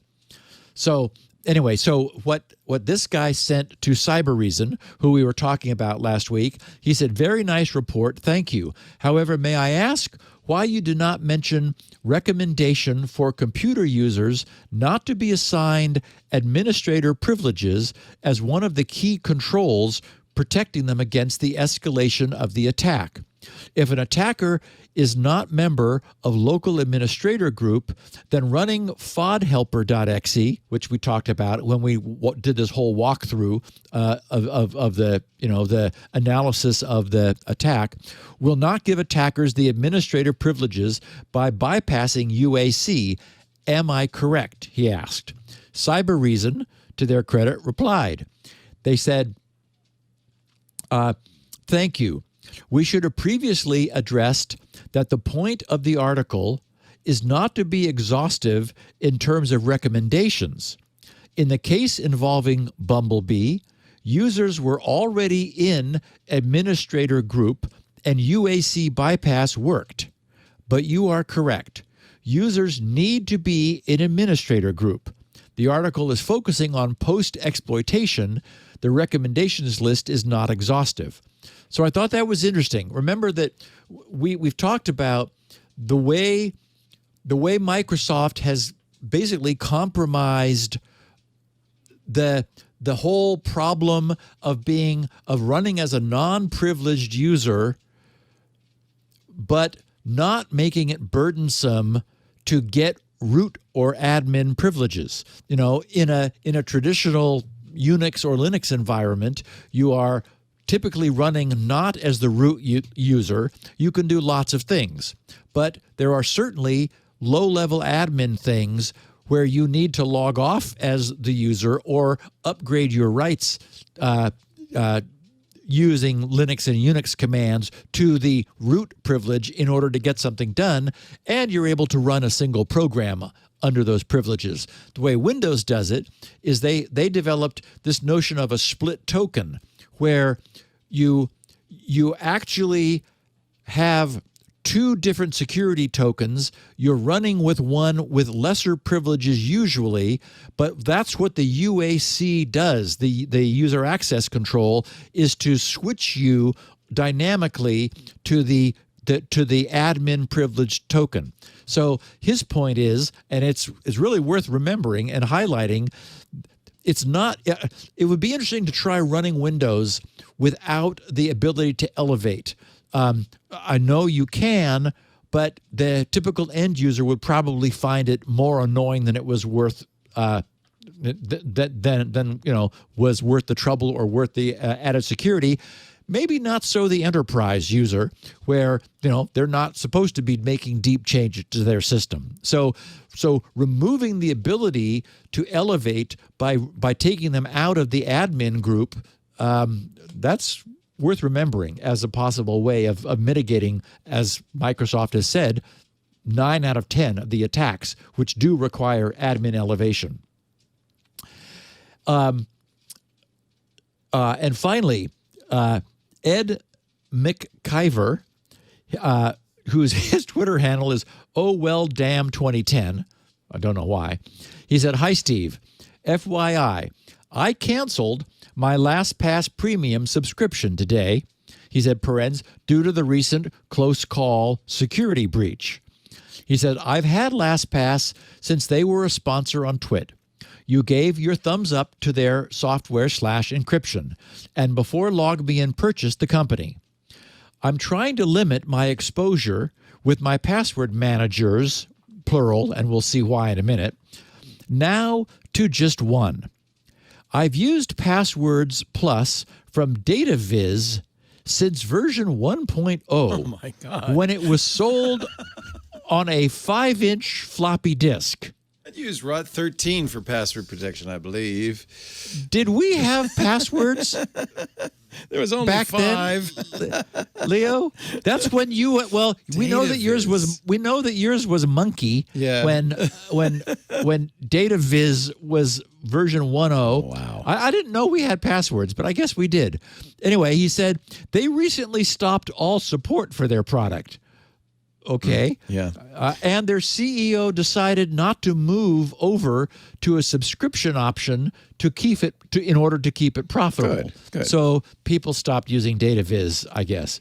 And really, where are you going to stick a 5-inch floppy these days? That's going to be a problem. I can give you some ideas, but okay. Yeah. You got to roll it up first. Yeah.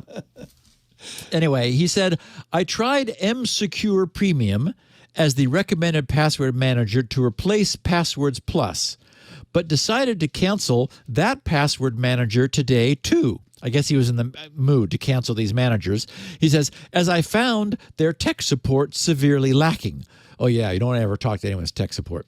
He said, it seemed to me that M-Secure was a 1 or 2 man operation. Okay, I'm kind of, well, we got Greg and we got Sue. So I guess that's 3 people. Anyway. 2.5. He says, I'm sticking with Bitwarden as they have the best options, prices, and they also support the YubiKey. Thank you as always for your great work on Security Now. I'm looking forward to SpinRite 6.1 since I've been a subscriber since version 1.0. And yes, it also had a 5-inch floppy disk in the beginning. Thank you, Ed. And congratulations on no longer using 20 different password managers, whittling it down to just 1. Wow. Yeah. Yeah. Yeah.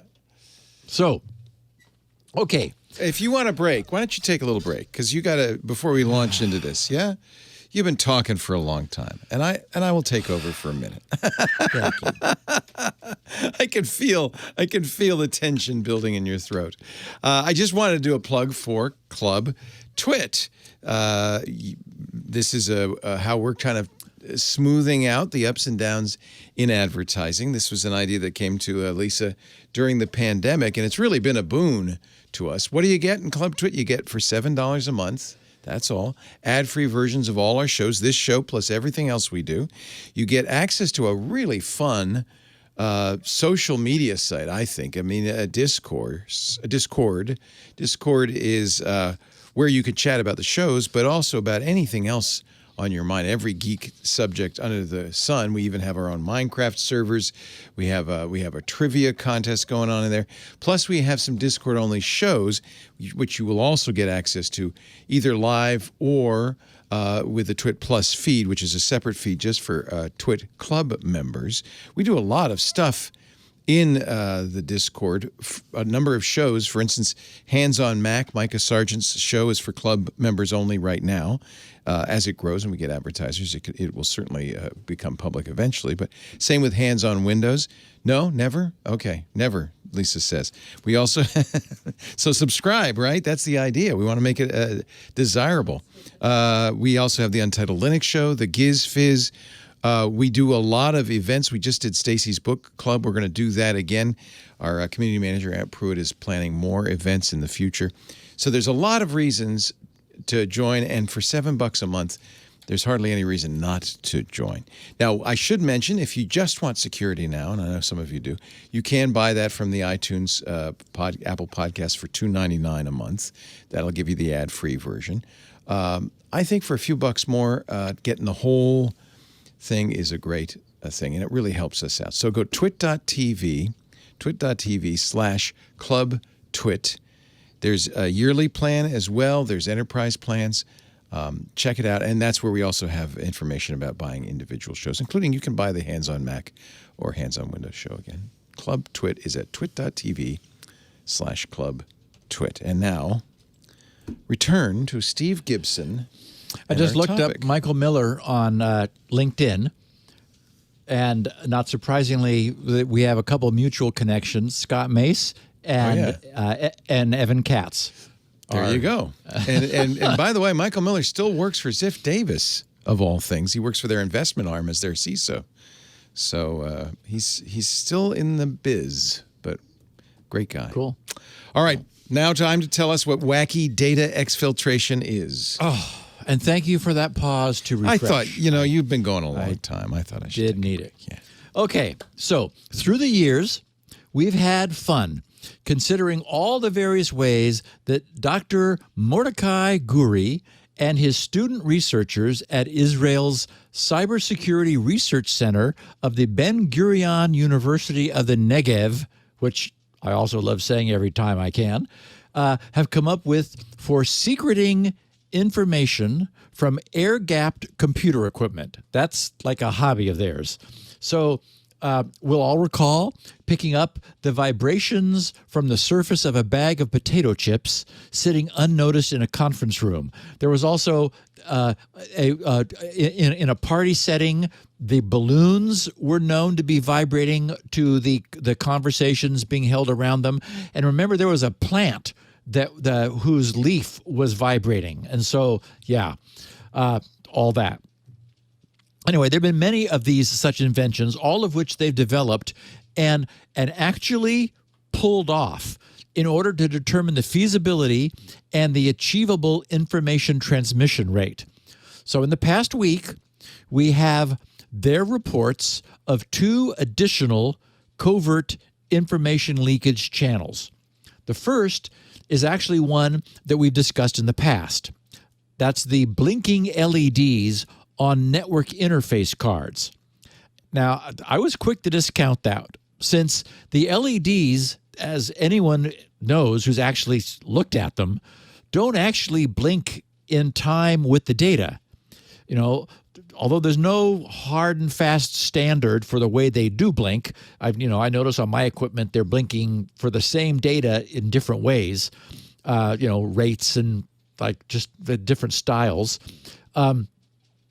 In general, they just show a flash when there's data on the data activity on the line in either direction, and the light is on enough for you to be able to see it.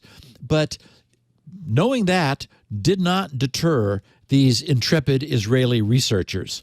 In their paper entitled EtherLed, EtherLed, it's titled EtherLed, Sending Covert Morse Signals from Air-Gapped Devices via Network Card NIC LEDs.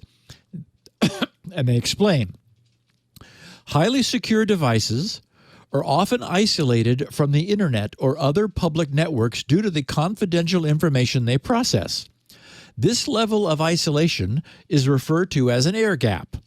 In this paper, we present a new technique named EtherLed, allowing attackers to leak data from air-gapped networked devices such as PCs, printers, network cameras, embedded controllers, and servers. Network devices have an integrated network interface controller, NIC, that includes status and activity indicator LEDs. We show that malware installed on the device can control the status LEDs by blinking and alternating colors using documented methods or undocumented firmware commands. Information can be encoded via simple encoding, such as Morse code, and modulated over these optical signals. I wouldn't use Morse code. I use the encoding used on hard disk drives because that's serial also. But anyway, an attacker can intercept and decode these signals from tens to hundreds of meters away. We show an evaluation and discuss defensive and preventative countermeasures for this exfiltration attack. Okay, so in a sense, they're cheating, or at least they're modifying the rules in a Kobayashi Maru-like way. They're allowing for malware to rewrite the NIC's firmware to take control over the LEDs. In that case, it would indeed be possible to hugely increase the rate at which data could be exfiltrated from an air-gapped network which has no other means of communicating but those NIC cards can be seen. What I appreciate, I think, most about these guys is that in every case, they really do wrestle to the ground whatever wacky topic and method they are researching. They really do the work. For example, in this case, their 8-page paper described the 3 methods which can be employed to control the LEDs of NIC interfaces.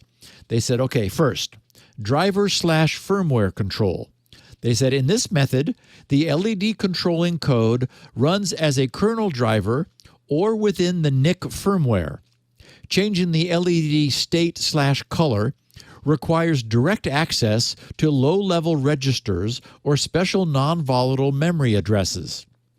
This method enables the highest degree of control over the LEDs, but is very hardware-specific and mostly undocumented. For example, documentation discusses how to control the Ethernet LEDs in an Intel NUC PC. It can be done from a kernel driver or by writing to specific addresses in flash memory at word 18 hex, which holds the LED's configuration. For embedded controllers, the control of the NIC is typically performed via internal bus or USB interfaces. For example, sample code for LAN 915X Ethernet controllers programs the corresponding LED register via USB commands. So that's the first way. Then, the best if you can get it. Way number 2, link status control. They say in this method, only the status LED can be controlled. The malicious code can intentionally change the link speed, which in turn causes the network adapter to change the status LED. For example, setting the link speed to 10 megabits, 100 megabits, and 1 gigabit will set the status LED to off, green, and amber, respectively. Selecting the link speed can be done by interacting with the NIC driver. For example, the ETH tool, command line tool in Linux, enables to change the link speed of the Ethernet controller. The same is possible in the Windows OS via the netsh command. Note that setting the link speed requires root admin privileges in both Linux and Windows. Technically, the link speed is determined through the auto-negotiation procedure. In this procedure, which occurs in the physical layer, the connected devices share their capabilities regarding supported parameters such as transmission rate, half-full duplex, etc. The link speed of the network NIC can be determined from the computer's OS. And third, user LED control. They say in this method, the user directly turns the status LEDs on and off by enabling and disabling the Ethernet interface using API or tools such as the ETH tool or ETH command. The user directly turns the status LEDs on and off by enabling and disabling the Ethernet interface. Another technique to blink the status LED is using the test or identify functionality, enabling the operator to identify the adapter by visual indication. These operations can be triggered programmatically or via low-level tools such as ETH tool. Okay, so as they always do, some group of them, whomever, really looked at this and wrung out every detail and actually implemented these strategies. They consider the cameras needed to receive the information and the camera frame rates and interactions thereof, the maximum distances at which cameras can be focused upon LEDs on NIC adapters, and basically what can be done to make the entire thing work. Then they finally get down to the effective bit rates, which are achievable through each of these three methods. They have the driver firmware control, that first and best one. They have in their table OOK, which is their short for on-off keying, and they say blink frequency and colors allows them to achieve 100 bits per second. So they talk about being able to use that to exchange text files, usernames, passwords, encryption keys, and PIN codes. The second approach is link status control. They can get 1 bit per second there. So you're not going to exchange anything really long, or at least not quickly. And then the user LED control, they're claiming 2 bits per second. So you could do key logging, usernames and passwords, credentials, encryption keys, and so forth. So that's the first. This blinking of NIC LEDs. Again, I discounted it because, again, it's not the actual data that's moving through the lines. But yeah, if you had control over the link, if you got software into the system in the first place, in a system that was unable to communicate with the outside world, but you were able to briefly infiltrate it, then you could clearly, given enough time, exfiltrate data. And really, if you could cheat the firmware and get 100 bits per second, then you could clearly do some damage. But it's also worth remembering that for many important secrets, you do not need a lot of bandwidth. Some of the very best kept secrets are also very short. A server's elliptic curve private key might only be 256 bits long, and even a larger RSA key is still only 2 or 4 kbits. So even at a measly 1 bit per second, sluggishly bringing a LAN link up and down, a 2 kbit key can be transmitted in only a little over half an hour, about 34 minutes. So it's possible if you wanted to do it. Okay, so that's the first wacky idea. Wacky idea number 2, and arguably somewhat less wacky. Their recently published 11-page paper is titled Gyroscope, and they spelled it weird, but understandably. They spelled it G-A-I-R-O scope, as in, air-gapped, gyro, G-A-I-R-O scope. They said, injecting data from air-gapped computers to nearby gyroscopes. And you might think, gyroscopes, what? But they're in every one of our smartphones. The paper's abstract explains. They said, it's known that malware can leak data from isolated air-gapped computers to nearby smartphones using ultrasonic waves. However, that was like from speaker to microphone, right? We talked about that little deal, and that was theirs years ago. So it's known that malware can leak data from isolated air-gapped computers to nearby smartphones using ultrasonic waves. However, this covert channel requires access to the smartphone's microphone, which is highly protected in Android OS and iOS and might be non-accessible, disabled, or blocked.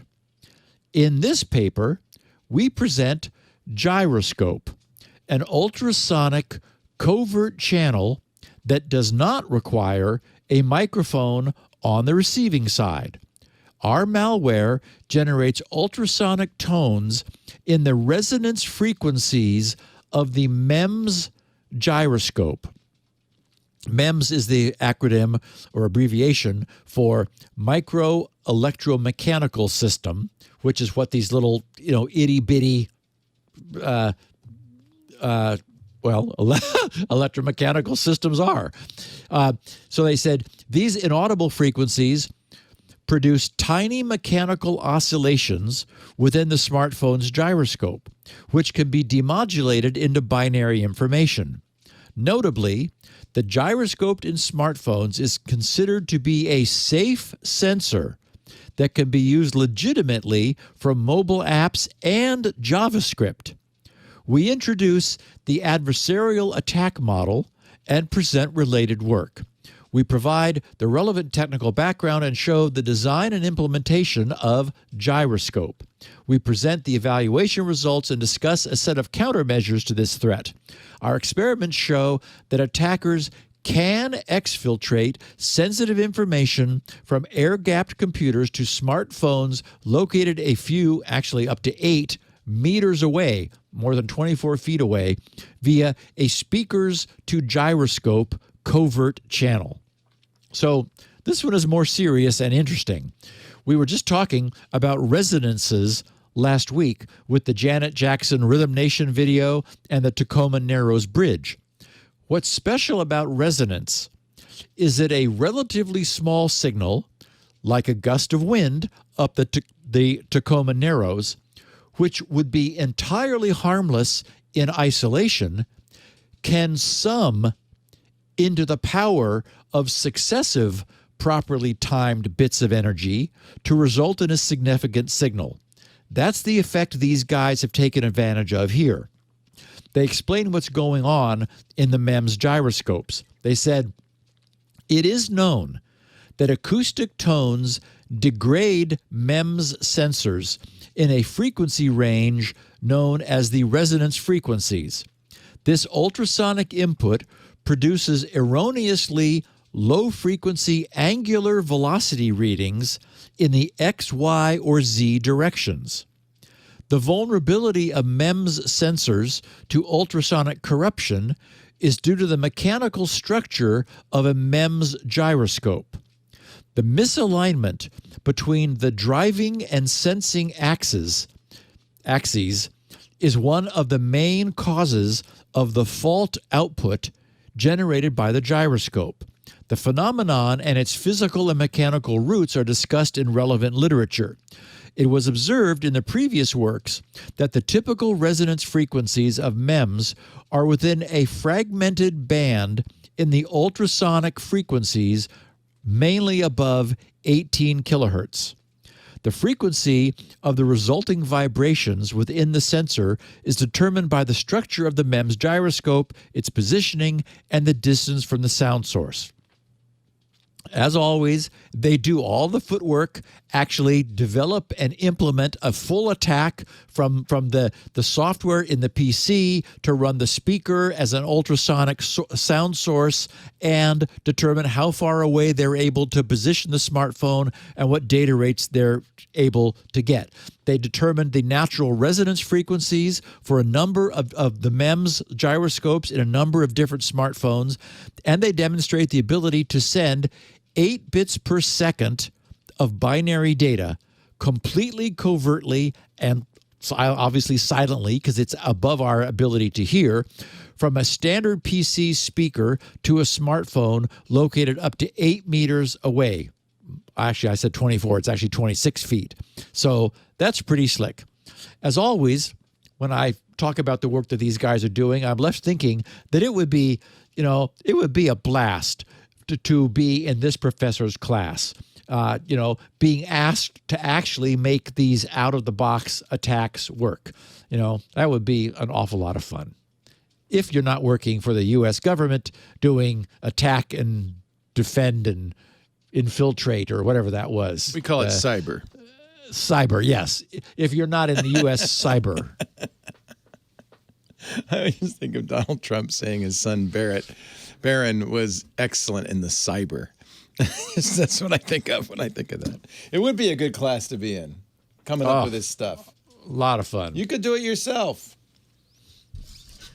Maybe you should. Let's think of a new way to do it. We've done, glass windows. You said potato chip bags. That's for listening to audio. Exfiltrating from computers. Oh, there's got to be lots of ways. What about the sounds of the hard drives? Remember, we even had the sounds of the power supply. Yeah.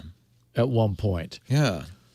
And getting fans to spin at different speeds. So like it speeds up and slows down, and you can hear that at a distance. I mean, there's lots of ways. I mean, and remember the original, what was the military where they were able to, from a distance, they were able to look at the electromagnetic noise coming off of a CRT screen. Right. That's Tempest. Yeah. Tempest. That's the name. Yep. Tempest. They could do it through walls. Unbelievable. Unbelievable. Well, a fascinating story. Thank you for bringing that up. I appreciate it. This is why you listen to Security Now, right? Mm-hmm.